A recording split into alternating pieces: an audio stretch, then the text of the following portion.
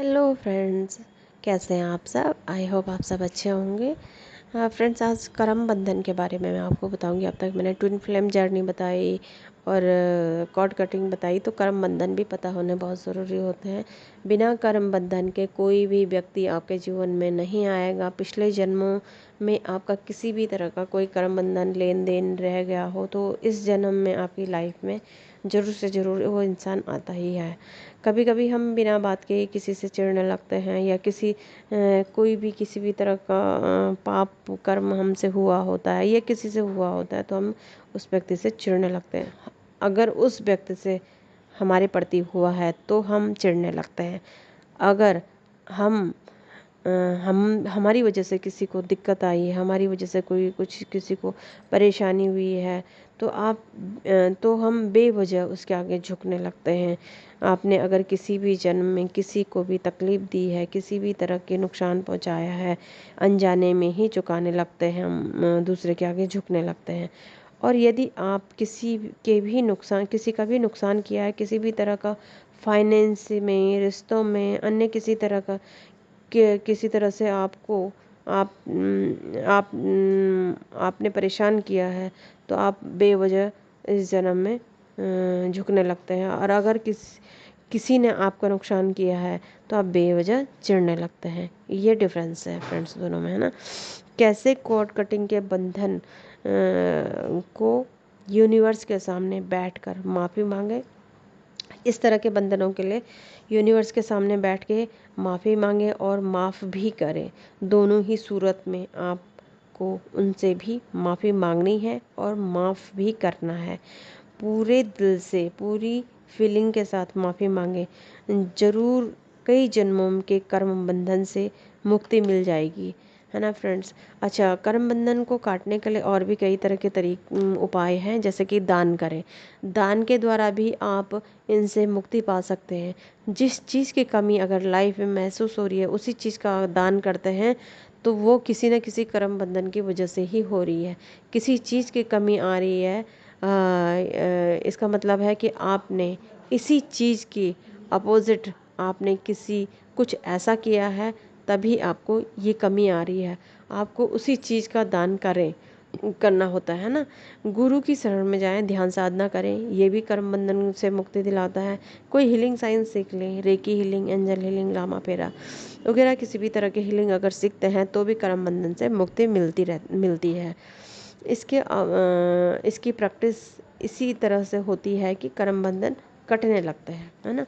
अगर प्यार, मान सम्मान नहीं मिल रहा है तो आप वही दें। पशु पक्षी, पेड़ पौधे, इन सबको, भूखों को खाना दें, तो दूसरे को मान सम्मान दे के ही खुद को मान सम्मान मिलता है। ये तो वैसे भी अगर कर्म बंधन के बारे में ना भी पता हो तो ये हर किसी को मालूम है। तो जैसा हम देते हैं वैसे ही हमें मिलता है, ये तो सभी लोग बोलते चले जाते हैं अपनी लाइफ में, है ना। रात को सोने से पहले ज़रूर से ज़रूर अपने माफ़ी मांगें। सुबह उठ के ईश्वर को धन्यवाद करें। अब मतलब जो कुछ भी आपने पाया है, जो कुछ भी खुशी आपको मिली है, सुख मिला है, छोटी से छोटी चीज़ के लिए धन्यवाद जरूर करें।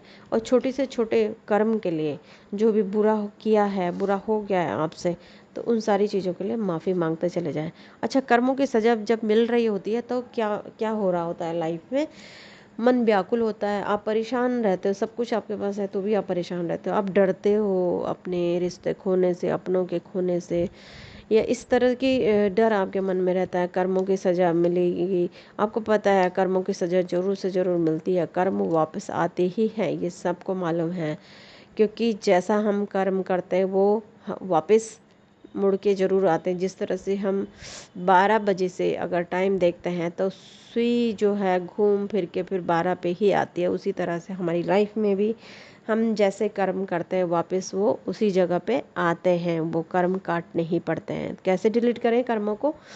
ज्योतिष के अनुसार किसी का दिल दुखाया अगर आपने है तो दूसरे को खुश करें, खुशी दें किसी को, है ना। किसी को अगर चोट पहुंचाई है आपने तो किसी का इलाज करा दें, ये बहुत ज़रूरी है। कर्मों को भोगना ही पड़ता है, ये सभी जानते हैं। किसी भी जन्म में अगर करा है कर्म तो भोगना ही पड़ेगा। इन चीज़ों से थोड़ा कम हो जाएंगे, करते चले जाएंगे तो आपको कम से कम सज़ा मिलने की संभावना रहती है। अच्छा, दूसरा तरीका ये है कि क्षमादान प्रार्थना करें। क्षमादान प्रार्थना आपको पता ही है, होओपोनोपोनो मैंने डाली हुई है अपनी आवाज़ में बिना म्यूज़िक के। तो म्यूज़िक में बहुत लंबा खिंच जाता है, कम सेंटेंस आते हैं। तो बिना म्यूज़िक के अगर आप सुनते हैं तो आपको काफ़ी मंत्र आपके काम करने लगते हैं। आप कितने भी क्रूर हैं, आप किसी ने कुछ बिगाड़ दिया है, अगर आप रोज़ रोज़ प्रार्थना करेंगे, माफ़ी मांगेंगे ही।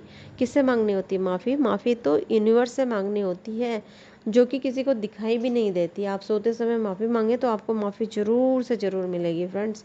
और ये तो बहुत सभी के लाइफ में इम्पोर्टेंट होता है माफ़ी मांगना, क्योंकि हम कई बार कीड़ों मकोड़ों को मार देते हैं। छिपकलियाँ आती हैं, उन्हें भगा लेते हैं हम। कोई किसी भी तरह का कोई जिससे हम डरते हैं कीड़े मकोड़ों से, उनको हम भगा देते हैं, मार देते हैं। कुछ हमारे पैरों के नीचे मर जाते हैं। तो इस तरह के माफ़ी मांगते चले जाएं माती से, तो इन सब चीज़ों से आपको मुक्ति मिलती है। और जो बड़े से बड़ा कर्म जो हमने करा होता है जानबूझ के, वो तो है ही माफ़ी के लायक। लेकिन अनजाने में भी किया हुआ कर्म को की माफ़ी मांगना बहुत ज़रूरी हो जाता है। अगर अपने भूल के लिए प्रार्थना करते हैं तो भी कर्म बंधन कट जाते हैं। आप डोनेट करें चींटी, और चींटियों को आटा खिलाएं, कुत्तों को रोटी दें, गाय को रोटी दें। और होओपोनोपोनो प्रेयर जो मैंने अभी बताई, वो भी करने से काफ़ी कर्म बंधन कट जाते हैं। कर्मों को का लेन देन ना रखें अपने पास कभी भी फ्रेंड्स।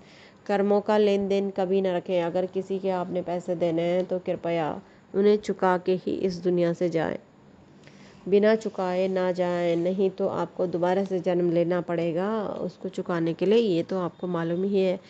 आजकल कई तरह के वीडियोस आ रहे हैं यूट्यूब में, तो कृपया धार्मिक चीज़ों को सुने और अपनी जीवन को सफल बनाएं, सुखी बनाएं। क्योंकि जो कुछ भी हम कमाते हैं, समेटते हैं, इकट्ठा करते हैं, वो सब यहीं छूट जाता है हमारे साथ। सिर्फ हमारे अच्छे और बुरे कर्म ही जाते हैं फ्रेंड्स। तो इन चीज़ों का हमेशा ध्यान रखें।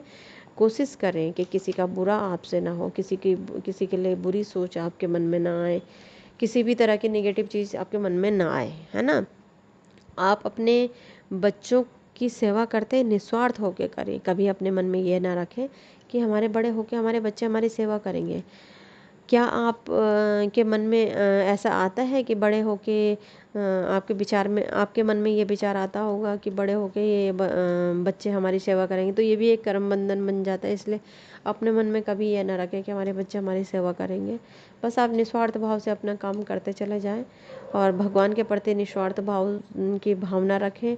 और जब आप ऐसा करते हैं तो ऑटोमेटिक ही आपके साथ सब कुछ अच्छा होने लगता है। आपके साथ कोई भी प्रॉब्लम नहीं होती है लाइफ में, है ना।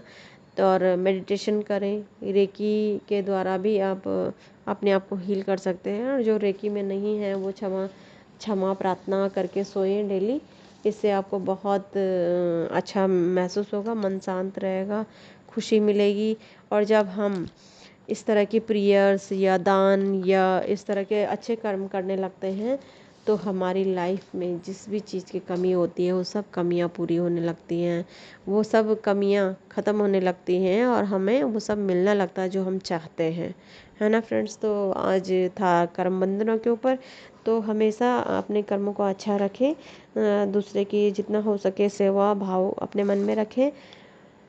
हो सके तो किसी के प्रति गलत भाव अपने मन में आने ही ना दें, क्योंकि हमारा एक भी गलत भाव हमारे कर्म बंधन से जुड़ जाता है और वो हमारे बुरे कर्म में काउंट होता चला जाता है फ्रेंड्स। अपन एक बहुत इंपॉर्टेंट चीज़ है जो मुझे बहुत बचपन से ही बताई थी किसी ने, कि जब हम खाना खा रहे होते हैं या कुछ भी खाना खा रहे हैं, पानी पी रहे होते हैं, तो प्लीज़ उस वक्त किसी के बारे में ना ही सोचें और ना ही किसी के बारे में बात करें। क्योंकि हम जब उस वक्त किसी से कनेक्ट होते हैं, वैसे तो हमें कभी भी इस तरह की बातें नहीं करनी चाहिए, लेकिन खाते समय बिल्कुल भी ना करें, क्योंकि वो हमारे खाने के साथ साथ हमारे शरीर में चली जाती हैं चीज़ें।